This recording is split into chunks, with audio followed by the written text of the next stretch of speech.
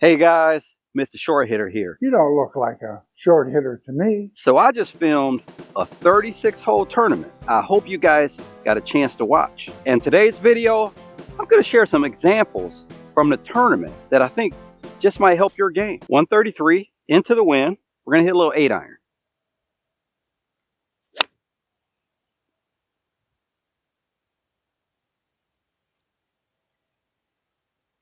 Little left of the green, short-sided.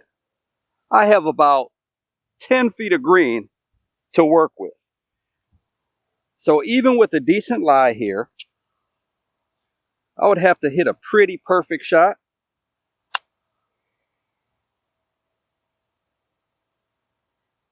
That ball is going to be 35 feet past the hole, and these greens aren't nearly as quick as Springbrook was. So the first lesson you can take from that tournament, I consistently missed the ball in the correct places.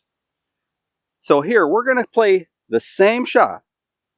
Instead of 8-iron, we're going to play a 9-iron, and instead of flirting with that pin, we're going to play it out to the right side, and that's going to take long left and left in general out of play.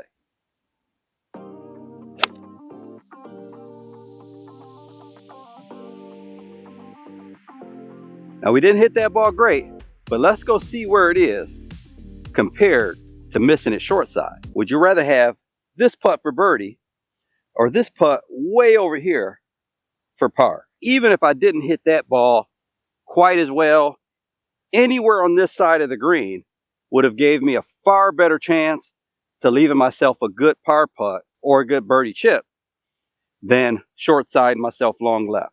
So the first thing you could take away from that tournament is I consistently missed the ball on the correct side of the greens.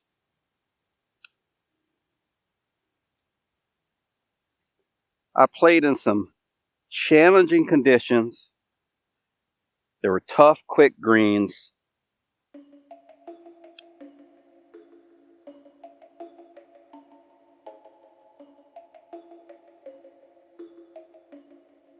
With a lot of slope.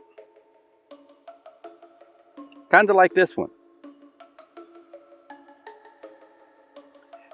Now, the one thing that I didn't do was panic. I got into the round knowing that it was going to be a difficult round. The greens were going to be challenging. The wind was blowing. So all I could do was do my best to grind it out, remain calm, and accept whatever the outcome. If it was a 3-putt, that was the outcome. If it was a 4-putt, that was the outcome. But at no point did I let that outcome affect me negatively to where I got upset or angry on the next shot. I just went to the next shot and did the best I could do.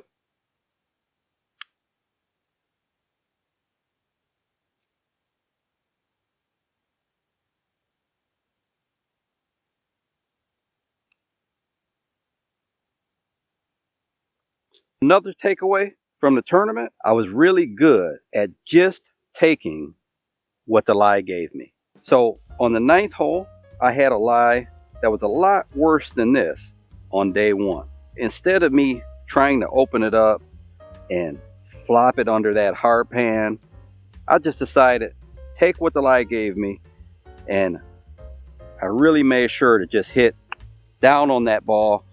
And of course, the greens were so fast that it hit the front of the green and rolled 20 feet past the hole. But that's a lot better than what could have happened if I tried to get cute with that ball and left it short. I would have been looking at a double in a hurry. Now, the other thing I did in the tournament is I made a point to keep putter in my hand as often as possible. On the 6th hole on day 1, the guy I played with said he would never have putted that ball. I hit it a few feet from the hole and was able to save par. I've always believed a bad putt is going to be better than a bad chip. Anytime I can get putter in my hands, I'm going to putt it.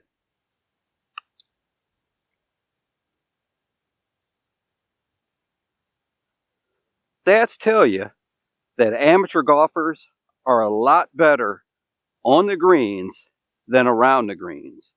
They're a lot better with a 60-foot putt than they are with a 30-foot chip.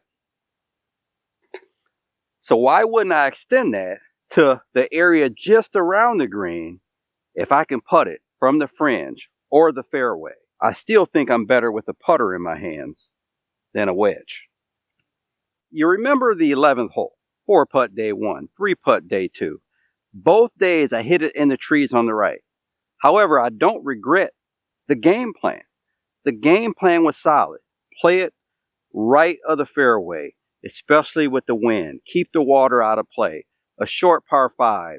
Even if you hit it in the trees, you can generally punch it out to an area that can give you an approach into the green. Let's play this hole with a game plan. Okay, so our game plan here is going to be right side of the fairway.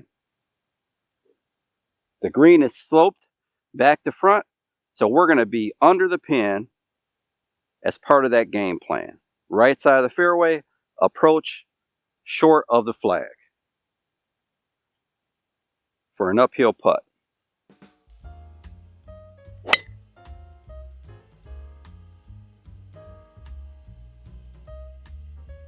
So we accomplished the first part of that game plan. One thing to remember, if there's no trouble, no out of bounds, no water, unless you're very accurate with the driver, you're going to probably be better off just giving yourself the widest landing angle.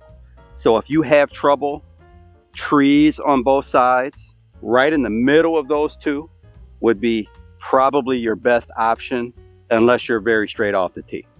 Now, if there's water on the right, then I'm going to aim towards the left because trees are less penal than a water hazard. So we are on the right edge of the fairway, and if we hit it to the left, we would have just had to adjust that game plan, but we still would have been okay because there's no water or out of bounds on this hole. We have the red pin, front of the green, 147. We don't want to go long. I think with these conditions,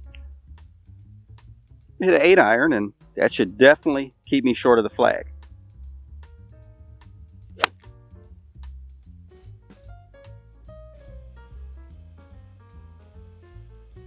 So that ball hit, kicked up a little right of the flag and rolled back down off the front of the green. And this has a lot of slope on this green.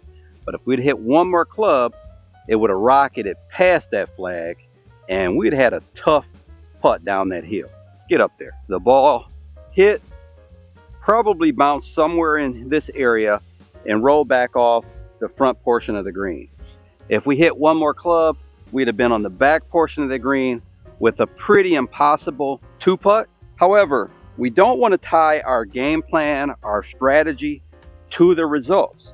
So this is a good game plan. We're on the fringe. We have an uphill putt. It breaks right to left. Now, we still have to try to get this close. But if we don't, it doesn't mean we didn't have a good game plan. It just means we didn't execute.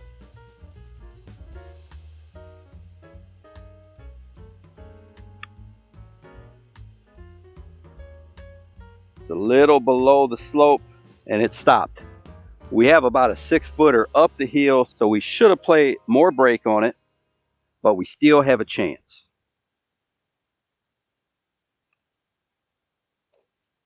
We kept ourselves in the game. We gave ourselves a good putt at the par and we executed. But again, if we didn't execute, it doesn't mean we didn't have a solid game plan. And that's one thing that I want you to take away from that hole I played, number 11 in the tournament. Did I make a big number? Yes, I made 2 big numbers. But the game plan was solid. The green was just very challenging. It was a very challenging day.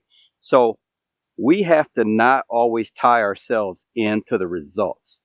We have to have a strategy, have a game plan, and do our best to execute.